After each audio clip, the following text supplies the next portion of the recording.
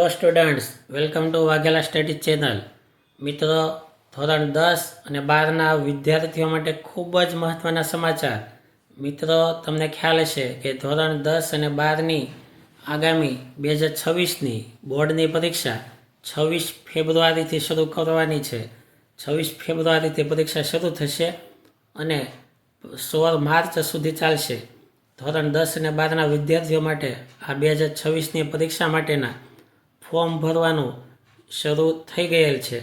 તો ધોરણ 10 અને 12ની બોર્ડની પરીક્ષા માટે આવેદનપત્રો એટલે કે પરીક્ષાના ફોર્મ ઓનલાઈન ભરવાનું શરૂ કરી દેવામાં આવ્યું છે. તો વિદ્યાર્થી મિત્રો, તમે આજથી એટલે કે 7 તારીખથી પરીક્ષાના ફોર્મ ભરી શકશો. બ્રેકિંગ ન્યૂઝ: પરીક્ષા ફોર્મ ભરવા માટે તમારે જરૂરી ડોક્યુમેન્ટ રાખવાના તેમજ પરીક્ષાની તારીખ આપણે જોઈએ તો 7/11/2025થી 6/12/2025 સુધી ભરી શકાશે. એટલે કે 1 મહિનાની મુદત આપેલી છે. 1 મહિનામાં તમે 10માના વિદ્યાર્થીઓ અને 12માના વિદ્યાર્થીઓ પોતાની આગામી 2026માં લેવાનારી ફેબ્રુઆરી મહિનાની પરીક્ષા માટે ફોર્મ ભરી શકશે. હવે પરીક્ષા ફોર્મ માટે ફીની વાત કરીએ તો ધોરણ 10 માટે પરીક્ષા ફી 425 રૂપિયા નક્કી કરવામાં આવી છે. એ સિવાય કોઈ એક્સ્ટ્રા ચાર્જ લાગતો હોય તો લગાડવામાં આવશે. બાકી મુખ્ય 425 રૂપિયા ધોરણ 10 માટે અને ધોરણ 12 માટે પરીક્ષા ફી 590 રૂપિયા નક્કી કરવામાં આવેલી છે. તેમાં પણ જો કોઈ એક્સ્ટ્રા ચાર્જ લગાડવાનો થતો હશે તો લગાડવામાં આવશે. આ ઉપરાંત સાયન્સના વિદ્યાર્થીઓ હોય તો તેની માટે થોડીક વધારે ફી નક્કી કરવામાં આવેલી છે. ઉપરાંત પ્રેક્ટિકલ માટે પણ અલગ ફી હોય છે.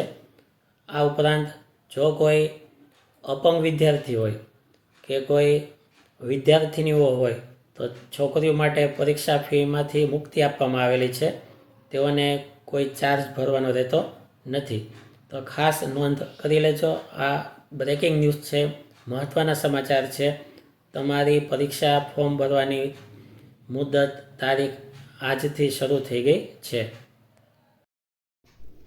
વિદ્યાર્થી મિત્રો, મહત્ત્વના બીજા સમાચાર ઉપર નજર કરીએ તો ગુજરાત માધ્યમિક અને ઉચ્ચતર માધ્યમિક શિક્ષણ બોર્ડ ગાંધીનગરની અખબારી યાદી જણાવે છે કે ગુજરાતમાં તમામ શાળાઓ સંચાલકશ્રીઓને પરીક્ષાના ફોર્મ ભરવાનું શરૂ કરી દેવામાં આવ્યું છે. વાલીઓ અને વિદ્યાર્થીઓને જણાવવામાં આવે છે કે તારીખ 7/11/2025થી બપોરે 12 વાગ્યાથી પરીક્ષાના ફોર્મ ભરવાનું શરૂ કરવામાં આવ્યું છે. તે 1 મહિના સુધીની મુદત છે. જો તારીખ 6/12/2025ના રોજ રાત્રિના 12 કલાક સુધી પરીક્ષા ફોર્મ સરકારની વેબસાઇટ GSEB.org પરથી ભરી શકાશે.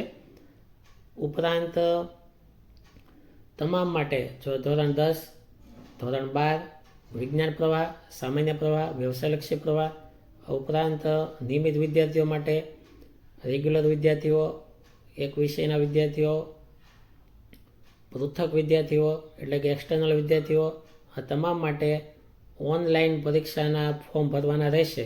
જેની સૂચનાઓ બોર્ડની વેબસાઇટ પર મૂકવામાં આવશે. ઉપરાંત પરીક્ષા ફીની વાત કરીએ તો નિયમિત વિદ્યાર્થી માટે 590 રૂપિયા, ધોરણ 12 માટેની વાત છે. રિપીટર માટે એક વિષયના 165, 2 વિષયના 265, 3 વિષયના 365. આવી રીતે તમામ વિષયો રિપીટર વિદ્યાર્થીઓ 3 વિષયથી વધારે હોય તો 590 રૂપિયા તે લેવામાં આવશે. આ દરેક ફી દરેક વિદ્યાર્થીઓ માટે એક સમાન રાખવામાં આવેલી છે. ઉપરાંત નોંધની વાત કરીએ તો આ ફીમાંથી વિદ્યાર્થિનીઓને એટલે કે દીકરીઓને મુક્તિ આપેલી છે. ઉપરાંત દિવ્યાંગ ઉમેદવારોને સરકારશ્રી દ્વારા પરીક્ષા ફીમાંથી મુક્તિ આપવામાં આવેલી છે. અને આ યાદીમાં લેટ ફીનો સમાવેશ કરવામાં આવતો નથી. એટલે કે કોઈ 1 મહિના પછી જો ફોર્મ ભરવાનો વિચાર કરે તો સરકાર ફોર્મ સ્વીકારશે, પણ તેમણે લેટ ફી ભરવી પડશે.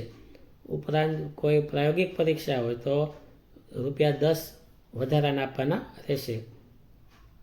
ઉપરાંત બીજી યાદી લઈએ તો 12 વિજ્ઞાન પ્રવાહ માટે પરીક્ષા ફીની વાત કરીએ તો નિયમિત વિદ્યાર્થીને 725 રૂપિયા છે.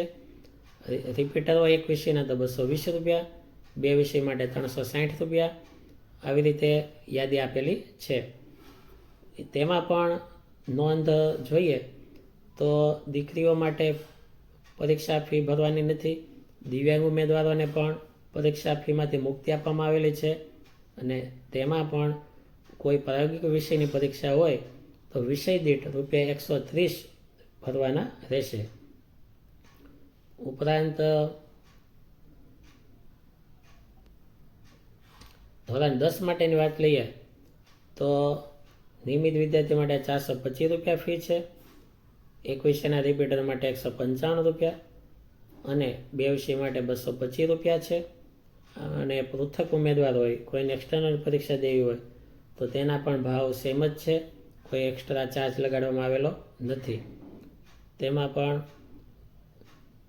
ધોરણ 10માં પણ દીકરીઓને કોઈ પરીક્ષા ફી નથી અને દિવ્યાંગ ઉમેદવારોને પણ કોઈ પરીક્ષા ફી ભરવાની રહેતી નથી. અને આ યાદીમાં લેટ ફીનો સમાવેશ થયેલો નથી. તો આ આજની સરકારની કાયદેસરની યાદી જણાવે છે.